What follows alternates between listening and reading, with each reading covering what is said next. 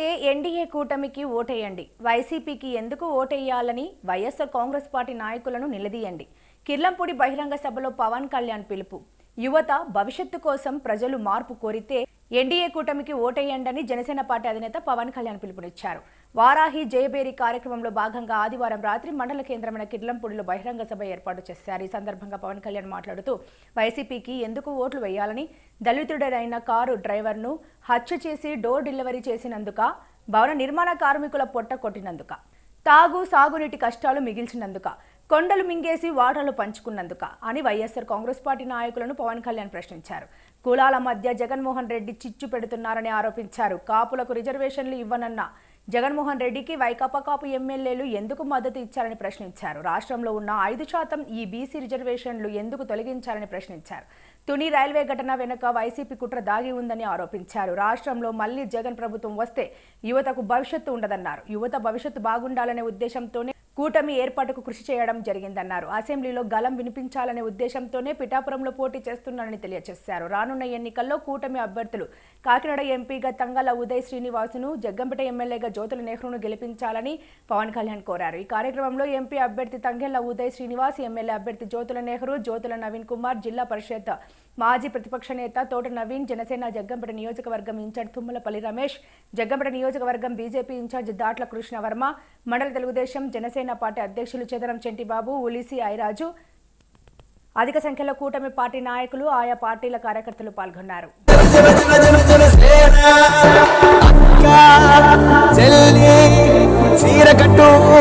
కొట్టు కారవేసి దంచి కొట్టు.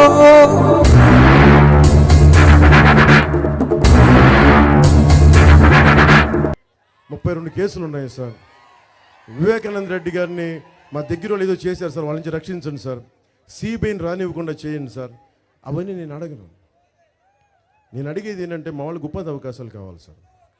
నా 754 కిలోమీటర్ల తీరం ఉంది సార్. మా మత్స్యకారులకి ఏదన్నా ఒక జట్టీలు కావాలి సార్, ఉపాధి అవకాశాలు కావాలి సార్, పరిశ్రమలు కావాలి సార్. ఇవి నేను అడుగుతాను.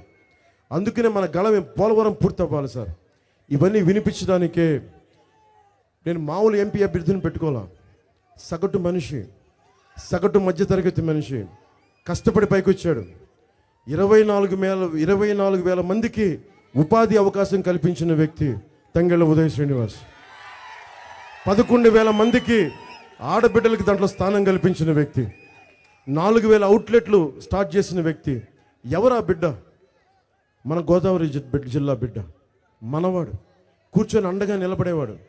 ఉదయ్కి ఒకటే చెప్పాను ఇందాక పత్తిపాడు నియోజకవర్గం సభలో, మావాడు తప్పు చేసినా, మీరు ఎంపీగా గెలిపించి మావాడు తప్పు చేసినా మీ అందరి ముందు తీసుకొచ్చి ఇలా కూర్చోబెట్టి చేయబట్టుకు లాక్కొచ్చి ఎందుకు తప్పు చేసావో చెప్పి నిలదీస్తాను. మీకు నిలదీసే హక్కు ఉంది. నేను వదలను ఇతను కూడా. నేను మీరు ఎలా శల్య పరీక్షలు పెట్టుకుంటానో నా నాయకులను కూడా అలాగే పెట్టుకుంటాను.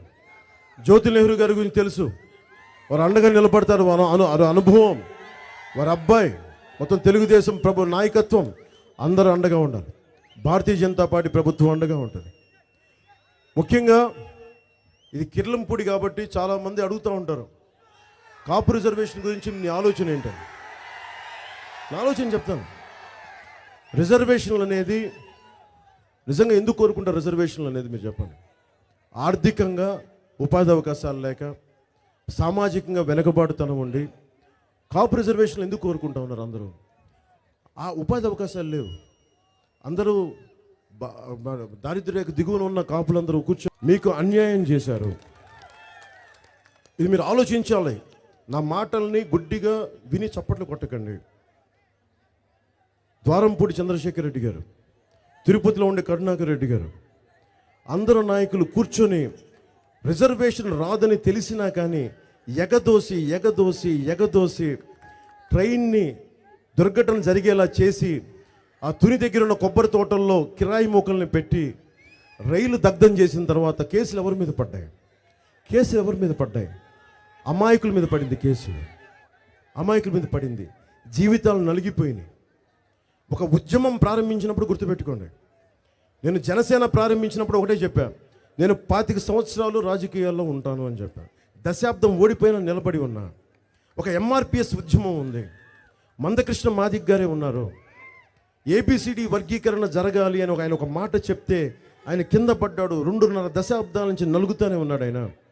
ఈ రోజున ప్రధానమంత్రి గారు పక్కన కూర్చొని ఆ వర్గీకరణ గురించి ఆయన మద్దతు తెలిపే స్థాయికి తీసుకొచ్చారు. అలాగే తెలంగాణ ఉద్యమం ఉంది. మాకు తెలంగాణ సపరేట్ రాష్ట్రం కావాలి అంటే దానికి ఉద్యమం చేపట్టారు. ఒక కుల ఉద్యమం కావచ్చు, ఒక రాష్ట్ర ఉద్యమం కావచ్చు, ఒక వర్గీకరణ ఉద్యమం కావచ్చు. ఏ ఉద్యమం అయినా సరే త్రికరణ శుద్ధిగా పనిచేయకపోతే అమాయకులు బలైపోతారు.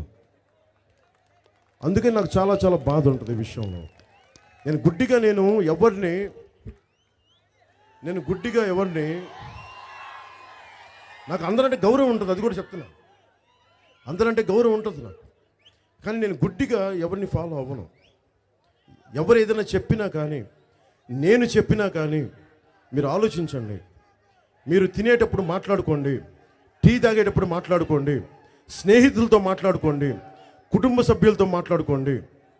వైసీపీ ముఖ్యంగా చెప్తున్నా, కాపు సామాజిక వర్గం కానీ, బీసీలు కానీ, ఎస్సీలు కానీ, మిగతా ఏ కులాలైనా సరే ఓటైపోయే ముందు ఒకసారి ఆలోచించుకొని ఓటేయండి. మీ భవిష్యత్తు ఇది, నా భవిష్యత్తు కాదు ఇది. మీ భవిష్యత్తుకి అండగా నిలబడుతుంది జనసేన, తెలుగుదేశం, భారతీయ జనతా పార్టీ కూటమి. మీరు ఆలోచించుకొని ఓటేయండి. మీరు తంగెళ్ళ ఉదయ్ శ్రీనివాస్కి మీరు ఎంపీ పార్లమెంట్ అభ్యర్థిగా నాకు భారీ మెజారిటీ కావాలి. మనకి జ్యోతుల్ నెహ్రూ గారికి బలమైన మెజారిటీ ఇవ్వండి. నేను దశాబ్దం తర్వాత అడుగుతున్నా. వైసీపీ నాయకులు అడుగుతూ ఉన్నారు, వైఎస్ జగన్ చెప్తా ఉన్నారు, మీరు ఎలా నిర్మిస్తారు ఇవన్నీ, ఎలా ఇస్తారు ఈ పథకాలంటే వైఎస్ జగన్కి ఒకటే చెప్తున్నా. కిర్లంపూడి సభ నుంచి భవన నిర్మాణ కార్మికుల సంక్షేమ నిధి నుంచి డబ్బులు ఎక్కడికి వెళ్తున్నాయి మీకు చెప్తున్నా. భవన నిర్మాణ కార్మికులు సంక్షేమ నిధి నుంచి 450 కోట్లు పక్కకు తీసి మళ్ళీ మీకే పెంచాడు. జాతీయ ఉపాధి హామీ పథకం నుంచి దాని డబ్బులు దారి మళ్లించాడు. చివరికి చిన్నపిల్లలకి ఇచ్చే చిక్కీలో కూడా 65 కోట్లు దోచేశారు. వాలంటీర్లకి సత్కారం, మీకు ఫీజు రీయింబర్స్మెంట్లు లేవు. మీరు చదువుకుంటున్నారు, పోస్ట్ గ్రాడ్యుయేషన్ చేస్తూ ఉన్నారు, ఫీజు రీయింబర్స్ తీసుకోవాలో చెప్పారు, ఏం చేయాలో చెప్పారు. ఇదే మనకి జగ్గంపేటలో, నేను కులాల గురించి చాలా తక్కువ మాట్లాడతాను, ఎందుకంటే నాకు అన్ని కులాలు బాగుండాలని కాంక్షించేవాడిని. స్వామి వివేకానందని గుండెలో ప్రతిష్ఠించుకున్నవాడిని, అంబేద్కర్ని గుండెలో స్ఫూర్తిగా పెట్టుకున్నవాడిని. 70లో ఎమర్జెన్సీ ఉద్యమం మీద పోరాటం చేసిన లోక్నాయక్ జయప్రకాష్ నారాయణ స్ఫూర్తిని పొందిన వ్యక్తిని. అలాంటి వ్యక్తులను పెట్టుకొని నేను సమాజంలో అసమానతలు ఉన్నాయి, కులాల్లో అసమానతలు ఉన్నాయి. ఎవరు మాట్లాడారు? ఇంతమంది వైసీపీ నాయకులు ఉన్నారు. ఒక దళితుడిని చంపేసి డోర్ డెలివరీ చేస్తే ఒక్కళ్ళు మాట్లాడరు. భయం, ఎక్కడికి పోయినా ఏదైనా మాట్లాడితే కేసులు పెడతారు.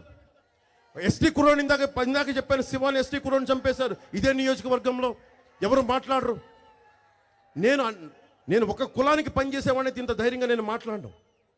ఎస్సీ సామాజిక వర్గం కూడా మీరు అడగాలి, వైసీపీ నాయకులు మీరు అడగాలి, వైఎస్ జగన్ మీరు అడగాలి, చలమలశెట్టి సునీల్ వస్తే చలమలశెట్టి సునీల్ని అడగాలి, వైసీపీ ఎమ్మెల్యేని అడగాలి. మీరు ఎందుకు నీకు ఓట్లు వేయాలి? దళితుల్ని డోర్ డెలివరీ చేసినందుక, మద్యపానం నిషేధిస్తామని చెప్పి మద్యపానాన్ని అమ్ముతున్నందుక, మా ఆరోగ్యాన్ని పాడు చేస్తున్నందుక, మాకు ఫీజు రీయింబర్స్మెంట్లు ఇవ్వనందుక, మాకు ఇసుక దొరకనివ్వకుండా చేసినందుక, కాపులు 0.5% కూడా నోచుకోలేరా ఎకనామికలీ బ్యాక్వర్డ్ క్లాస్ రిజర్వేషన్కి? ఆర్థిక పరంగా వెనకబడ్డ కాపులకి మీరు 6% కూడా ఇవ్వని ఈ వైసీపీ ప్రభుత్వానికి కాపు సామాజిక వర్గానికి చెందిన ఎమ్మెల్యేలు ఎందుకు ఓట్లు వేయాలి? మీరందరూ వాళ్ళు వస్తే నిలదీయండి వాళ్ళని.